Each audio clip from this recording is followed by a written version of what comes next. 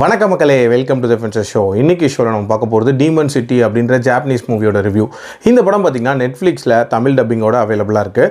இந்த படம் சுமார் ரத்தம் தெறிக்க எடுக்கப்பட்ட ஒரு ரிவெஞ்ச் ட்ராமா. அதாவது கில், மார்க்கோ, ஜான்விக் சீரிஸ் இந்த மாதிரியான ஸ்டைலில் அமைக்கப்பட்ட ஒரு ரிவெஞ்ச் ட்ராமா அப்படின்னே சொல்லலாம்.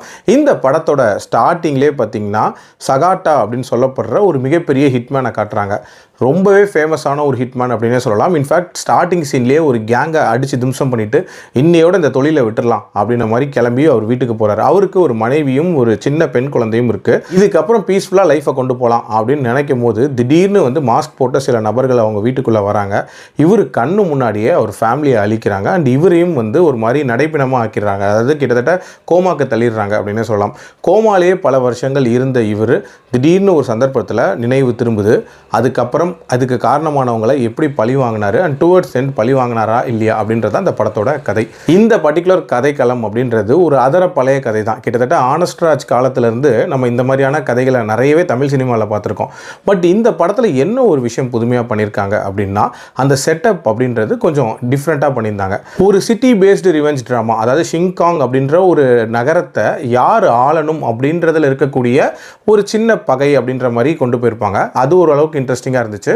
அதே மாதிரி இதில் அந்த ஃபைட் சீக்வன்சஸை எடுத்த விதம் அப்படின்றதும் பிரம்மாண்டமாகவே இருந்துச்சு அப்படின்னே சொல்லுவேன். உதாரணத்துக்கு ஸ்டார்டிங்கில் வரக்கூடிய அந்த ஹாஸ்பிட்டல் ஃபைட் சீக்வன்ஸாக இருக்கட்டும், அதே மாதிரி அந்த ஸ்டேர்ஸில் ஏறும் போது எல்லாரையும் அடிக்கக்கூடிய அந்த காட்சியாக இருக்கட்டும், அண்ட் கிளைமேக்ஸ் ஃபைட்டாக இருக்கட்டும், வேற லெவலில் மிரட்டி விட்டுருப்பாங்க அப்படின்னே சொல்லலாம். அதே மாதிரி இந்த படத்தோட அந்த ரானஸ் அப்படின்றதுமே ரொம்ப நீட்டாக இருந்துச்சு அப்படின்னே சொல்லலாம். சுமார் ரத்தம் தெறிக்க நிறைய காட்சிகள் அப்படின்றது இருந்துச்சு. அண்ட் இதில் கபாலி மாதிரி ஒரு சின்ன சென்டிமெண்ட் ஒன்று ட்ரை பண்ணியிருப்பாங்க. அதுவும் ஓரளவுக்கு ஒர்க் அவுட் ஆச்சு அப்படின்னே சொல்லுவேன். அண்ட் டியூரேஷன் வைஸ் பார்த்தீங்கன்னா 1.25 மணி நேரத்தில் ஒரு கிரிப்பிங்காக பார்க்கக்கூடிய ஒரு ஆக்ஷன் த்ரில்லர் தான். அதில் எந்த விதமான சந்தேகமும் இல்லை. பட் என்ன இந்த படத்தில் எனக்கு பிரச்சனையாகப்பட்டது அப்படின்னா பெரிய லெவலில் புதுமை அப்படின்றதெல்லாம் இல்லவே இல்லை. இன்ஃபேக்ட் ரொம்ப ப்ரெடிக்டபுளாக இருந்துச்சு அப்படின்னே சொல்லலாம்.